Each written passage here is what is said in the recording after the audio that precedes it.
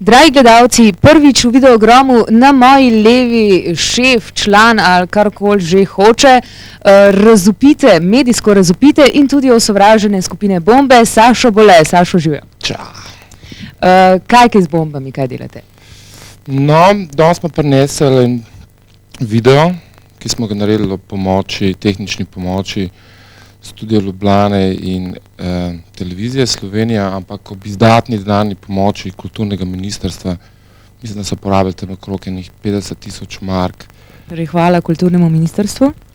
Ja, najprej smo bili oproščeni tistega davka, kakor umetniški dosežek, zdaj pa jaz upam, da nismo vsa ta gledališča in to, ki zdaj prave in piše v časopisih, da jih bodo zaprli, da ne bomo mi krivi, da so jih pač zaprli, ampak brez teh izdatne denarne pomoči ministrstva ta video ne bi bil mogoč.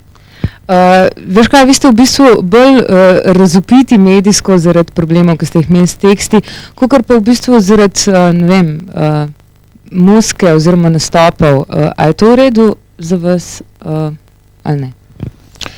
No, mi smo v bistvu čisto normalen rock band in to ti problemi, ki so bili s cenzuro in to. Reklama bila bolj to za vas, ali kako? Ja, mislim, ni bilo mišljen kot reklama, ne. Ti teksti so pač nastali tako, da se jih je pač Grega zmislil, ne. Kar se tiče pa nastopov, pa pripravljamo zdaj eno blazno turnejo.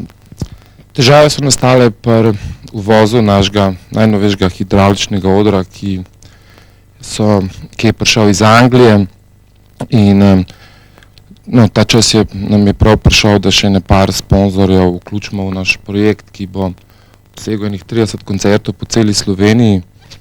Pa misliš, da v Sloveniji zadost rockerske publike? Ja, seveda. Imaš dobre izkušnje s tem? Slovenija mislim, da je en izmed centrov svetovnega rock'n'rolla. Ok, zdaj eno vprašanje, ko v bistvu nima dosti veze z bombami, ima pa veze z glasbo. Meni vedno to zanima, jaz nekaj prav anketo naredila med moškimi glasbeniki. Kakšen je tvoj odnos do žensk v rock'n'rollu? No, v Sloveniji bi bilo fajn, če bi bilo vsaj 5 bendov, v katerim bi igrale ženske.